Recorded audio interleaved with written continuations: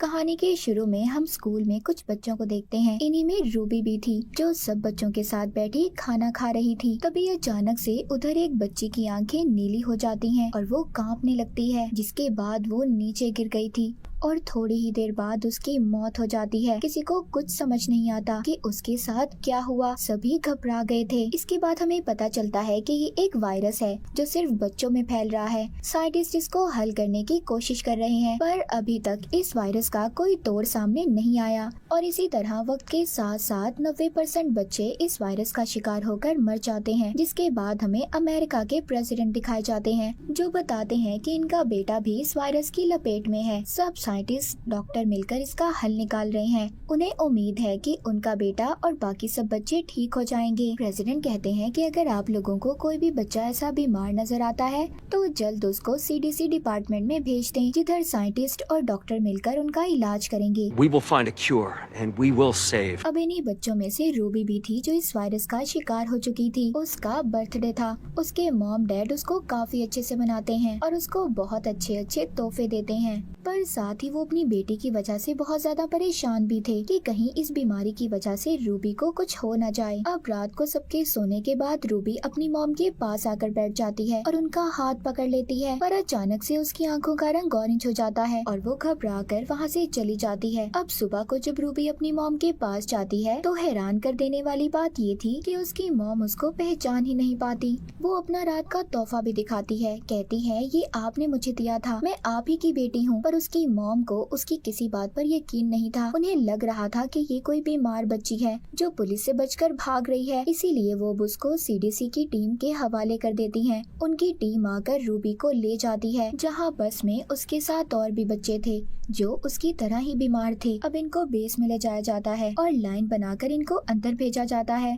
लेकिन तभी उधर एक लड़का गार्ड से बदतमीजी कर रहा था, जिस बात पर गार्ड उसको बहुत मारते हैं। ये देखकर रूबी बहुत ज्यादा डर जाती है। फिर अब इन सब बच्चों को चेकअप के लिए डॉक्टर के पास भेजा जाता है। जब रूबी की बारी आती है, डॉक्टर इसको बताते हैं कि ये बीमारी म्यूटेशन की वजह से आई है, जहाँ पर इंसान की जीन्स में तब्दीली की वजह से, जो इंसान को कुछ और ही बना देती हैं, और इससे सब बच्चों में खास किस्म की पावर्स ताकतें आ रही हैं। पर ये सब में एक जैसी नहीं है। हर बच्चा अलग पावर रखता है और इसीलिए हमने कलर्स, सब रंगों के नाम पर उनको नाम दिया है। सबसे पहले आते हैं ग्रीन, सब्ज, जो सबसे ज्यादा ज़हीन होते हैं। फिर ब्लू, नीले, जिनके पास किसी भी चीज को उठाने की ताकत हो। फिर आते हैं गोल्डन, जो बिजली को कंट्रोल कर सकते हैं। मगर ये सभी महफूज रंग हैं, पर इन सब में जो सबसे ज्यादा खतरनाक रंग हैं वो रेड और ऑरेंज हैं, लेकिन ये बहुत कम पाए जाते हैं। अब डॉक्टर रूबी का टेस्ट शुरू करते हैं। इनको पता चलता है कि रूबी भी ऑरेंज है और अब इसीलिए डॉक्टर एक इंजेक्शन लेकर उसे मारने आने वाले थे। तभी रूबी वहाँ से भागने लगती है, लेकिन डॉक्टर ने उसे पकड़ लिया था। पर रूबी डॉक्टर की आंखों में देखकर उनके दिमाग में ये फिट कर देती है कि रूबी ग्रीन है और डॉक्टर अब उसको ग्रीन क्लियर कर देता है। यानी कि रूबी के पास ये पावर थी कि वो किसी के भी दिमाग को अपने कंट्रोल में करके उसे अपने मुताबिक चला सकती थी, यानी जैसा वो चाहती थी वैसा हो सकता था। फिर इसके बाद सब बच्चों को ग्रीन, गोल्डन और ब्लू कपड़े पहना दिए जाते हैं। इनमें कोई भी रेड और ऑरेंज नहीं था, क्योंकि उन्हें इन्होंने पहले ही मार दिया था। अब वक्त के साथ साथ रूबी थोड़ा बड़ी हो जाती है। वहाँ पर ये ग्रीन बच्चों के साथ रह रही थी। जो काम ज़हीन बच्चे आसानी से कर लेते थे, ये नहीं कर पाती थी, क्योंकि ये तो ऑरेंज थी। एक दिन गार्ड को रूबी पर शक हो जाता है। अब खैर इनको वहाँ पर एक आवाज सुनाई जाती है। वो आवाज सिर्फ वहाँ पर रहने वाले खास लोग ही महसूस कर सकते थे, जिनमें पावर्स थी।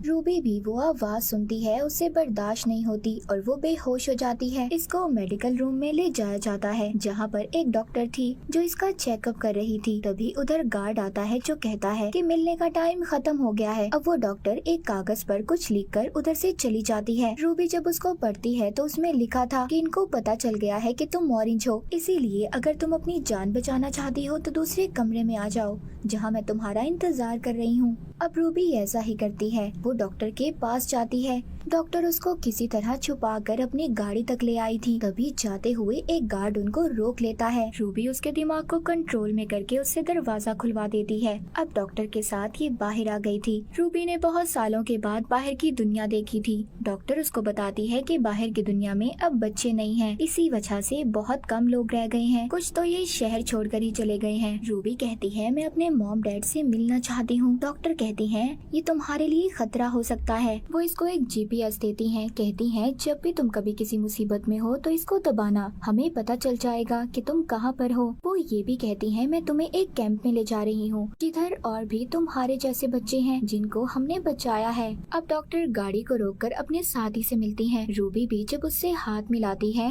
तो वो डर जाती है क्योंकि उस आदमी की यादों में ये देखती है कि बच्चे उससे डरकर भाग रहे हैं। अब खैर रूबी अंदर कपड़े बदलने जाती है तो उधर इसको एक बच्ची मिलती है जो गोल्डन थी। वो इसे देखकर डर जाती है और इस पर अपनी पावर का इस्तेमाल कर बिजली से हमला कर देती है और भाग जाती है। रूबी उस बच्ची का पीछा करती है और गाड़ी में जाकर दरवाजा बंद कर लेती है। रूबी उसे कहती है कि मुझे मदद की जरूरत है। ये सुनकर वो गाड़ी का दरवाजा खोलती है और उसे अंदर बुलाकर छुपा देती है। उधर गाड़ी में दो और लोग भी थे जिनमें से एक का नाम लिएम और दूसरा उसका दोस्त था। वो उनको कहती है मैं ग्रीन हूँ, कुछ लोग मेरा पीछा कर रहे हैं। ये सुनकर वो उसकी मदद के लिए तैयार हो जाते हैं। तभी एक टीम उनका पीछा करती है।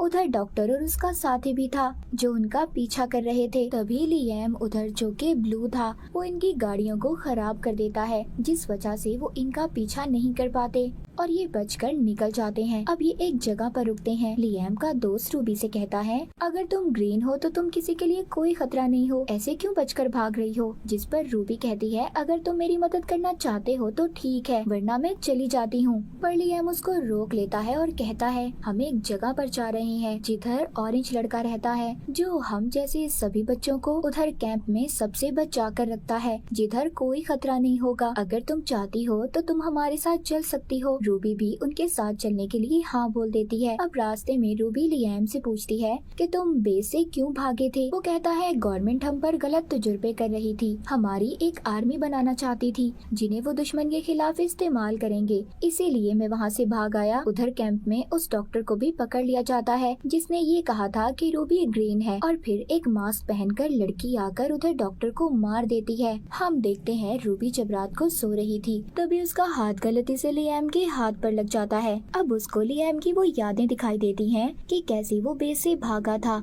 उसने अपने साथ साथ और भी बच्चों को बचाने की कोशिश की थी पर नहीं बचा पाया। जिसके बाद गोल्डन बच्ची रूबी को अपना एक ड्रेस देती है जिसे पहनकर वो बहुत ज्यादा अच्छी लग रही थी। लिएम भी उसकी तारीफ करता है। तभी उधर दो आदमी इनको बुरी तरह घूरने लगते हैं। रूबी इनके दिमाग को अपने काबू में कर लेती है और फिर जिसके बाद ये लोग अपनी वैन में बैठकर चले जाते हैं जिधर प्रेसिडेंट के बेटे की रिकॉर्डिंग चल रही थी। वो कहता है अगर मैं ठीक हो सकता हूँ तो तुम क्यों नहीं। जिसके बाद ये एक मॉल से बहुत सारी शॉपिंग भी करते हैं क्योंकि वहाँ पर कोई भी नहीं था। पर तभी वहाँ पर कुछ बच्चे इन पर हमला कर देते हैं। गोल्डन बच्ची भी अपनी बिजली जैसी पावर का इस्तेमाल करती है और उन्हें रोक लेती है।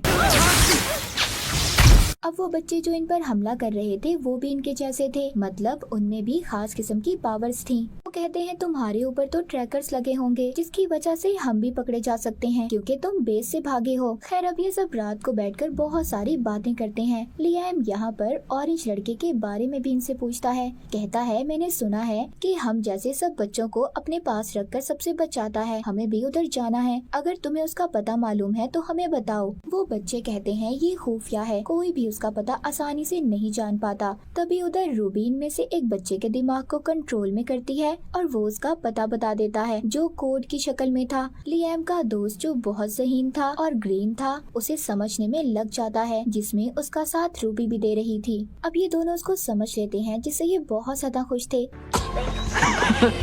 रूबी उस जगह पर थी जिधर इसके मॉम डैड रहते थे। ये उनसे मिलने के लिए बेताब थी। अब ये फैसला करती है कि वो अपने मॉम डैड से मिलने जाएगी। अब ये रूबी को उसके मॉम डैड के पास छोड़ देते हैं, पर जब ये उनके पास जाती है तो उनसे नहीं मिलती, क्योंकि इसे ऐसा लग रहा था कि वो इसे नहीं पहचानेंगे और इस बात पर इसे बहुत दुख होगा। इसीलिए ये अपने मॉम डैड से नहीं मिलती और बहुत रोती है। रास्ते में अब इसको लियाम मिलता है। ये लियाम के साथ अब वापस वैन में जाकर बैठने वाली थी, तभी उधर एक लड़की आती है। ये वही थी जिसने बेस में डॉक्टर को भी मारा था। ये इनको यहाँ पर पकड़ने आई थी। तभी रूबी इसे अपने कंट्रोल में कर लेती है। कहती है तुम सीधा उस जंगल में चलती जाओ और तुमने रुकना नहीं है, चाहे तुम्हें भूख प्यास जो भी लगे। ये सब देखकर इसके दोस्त हैरान हो जाते हैं कि ये सब कैसे कर पा रही थी। इनको पता चल गया था कि रूबी ऑरेंज है। जिसके बाद ये अपने तीनों दोस्तों को वैन में बैठने का कहती है। रूबी यहाँ पर सबसे पूछती है कि तुम्हें डर नहीं लग रहा मुझसे, मैं ऑरेंज हूँ। लियाम कहता है नहीं, इसमें डरने की क्या बात है। वो कहती है मैं अपनी ताकतों को कंट्रोल नहीं कर पाती और मैं जिसको भी छू लेती हूँ उसे अपने कंट्रोल में कर सकती हूँ, और अगर मैं ये किसी पर अचानक करूँ तो उसकी मौत भी हो सकती है। अब इसके बाद ये लोग आगे बढ़ते हैं। तभी कुछ बच्चे इन पर हमला कर देते हैं जिन्होंने फौजी जैसे कपड़े पहने हुए थे, पर तभी उनमें से एक बच्चा लियाम को पहचान लेता है। लियाम कहता है बस हम यहाँ पर रहना चाहते हैं, हमें किसी चीज से कोई खतरा ना हो। ये लोग मान जाते हैं। इनको अपने साथ ले आए थे। फिर इनको ऑरेंज लड़के के पास ले जाया जाता है जो कोई और नहीं बल्कि प्रेसिडेंट का बेटा था। वो रूबी और उसके दोस्तों को देखकर बहुत खुश होता है। अब ये यहाँ पर सबको सच्चाई बताता है। प्रेसिडेंट यानी मेरे डैड ने सबसे झूठ बोला कि मैं ठीक हो गया। सब मुझ पर नए नए तजुर्बे कर रहे थे। जब कोई भी ठीक नहीं हुआ तो इन्होंने एक कैंप बनाकर वहाँ पर बच्चों को उधर रखने लगे। वो रूबी से कहता है तुम फिक्र नहीं करो, मैं तुम्हें तुम्हारी पावर्स का इस्तेमाल बताऊंगा, सिखाऊंगा मैं तुम्हें। अब आहिस्ता आहिस्ता रूबी भी सब सीख रही थी। एक दिन ये बहुत उदास थी। ऑरेंज लड़का प्रेसिडेंट का बेटा रूबी के पास आता है। कहता है एक ऑरेंज ही दूसरे ऑरेंज के दर्द को समझ सकता है। फिर ये उसका हाथ पकड़ता है, पर तभी ऐसा करते हुए लियाम भी उसे देख लेता है, जिस पर इसे बहुत गुस्सा आता है। अब ऑरेंज लड़का रूबी की 6 साल पुरानी जिंदगी में देखता है। यहाँ पर हमें पता चलता है कि उस रात रूबी के साथ क्या हुआ था। उसके मॉम डैड उसे कैसे भूल गए। रूबी जब अपनी बर्थडे वाले दिन अपने मॉम डैड के पास गई थी तो इसने अपनी मॉम के हाथ को छूकर उनकी सारी यादों को मिटा दिया, और यही वजह थी कि उसके मॉम डैड उसे भूल गए थे। Here,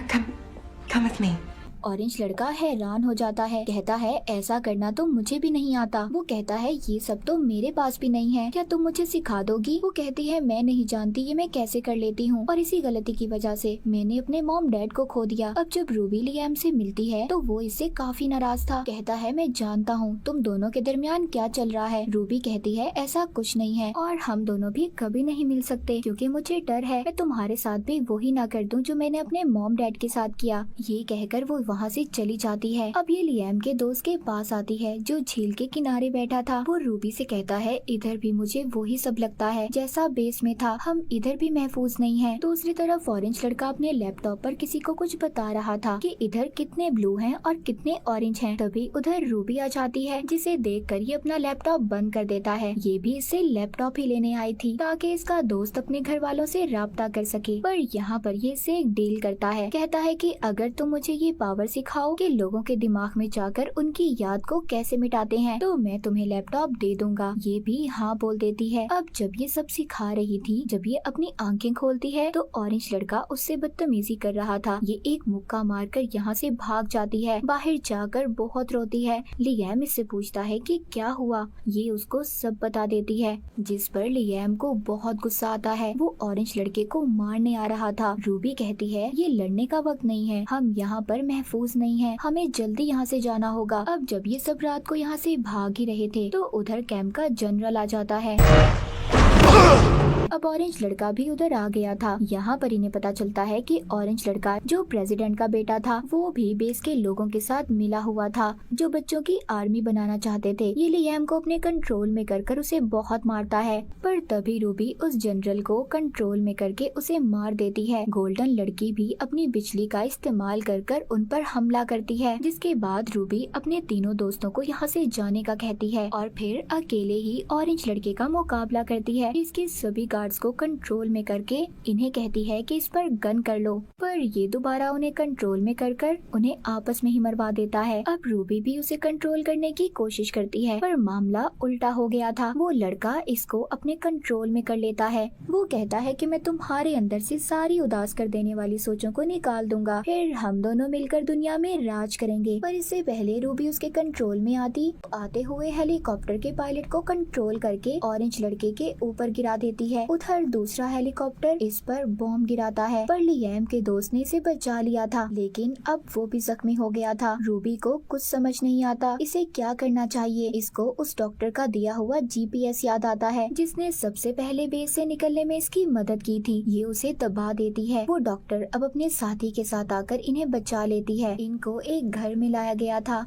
अब जब रूबी को होश आता है तो वहाँ पर डॉक्टर बताती है तुम्हारा दोस्त हॉस्पिटल में है और लियाम वो यहाँ से जाना चाहता है, वो यहाँ पर नहीं रहना चाहता। डॉक्टर बताती है हम तुम्हारे दुश्मन नहीं हैं, हम बस प्रेसिडेंट को पकड़वाना चाहते हैं, उसका सच सामने लाना चाहते हैं कि वो बच्चों के साथ क्या कर रहा है। हमें इस मिशन में तुम्हारी जरूरत है, तुम यहाँ की लीडर बन सकती हो, पर लियाम तुम्हें अकेला नहीं छोड़ेगा। ये सुनकर अब रूबी लियाम के पास जाती है और उससे मिलती है। आखिरकार वो उसके करीब आ जाती है और आहिस्ता आहिस्ता उसके दिमाग से सारी यादों को निकाल देती है ताकि वो यहाँ से जा सके, उसकी जान को खतरा ना हो। अब जब लियाम की पुरानी यादें जा चुकी थी, वो डॉक्टर से पूछता है कि मैं कहाँ पर हूँ, जिस पर वो कहती है तुम हमारे पास हो, अगर जाना चाहते हो तो जा सकते हो। लियाम अब वहाँ से अपने घर की तरफ चला जाता है। रूबी को ये देखकर बुरा लग रहा था, उसे दुख हो रहा था कि वो उसे भूल गया है। उधर दूसरी तरफ ऑरेंज लड़का दिखाया जाता है जो अभी भी जिंदा था। उसके सामने उसकी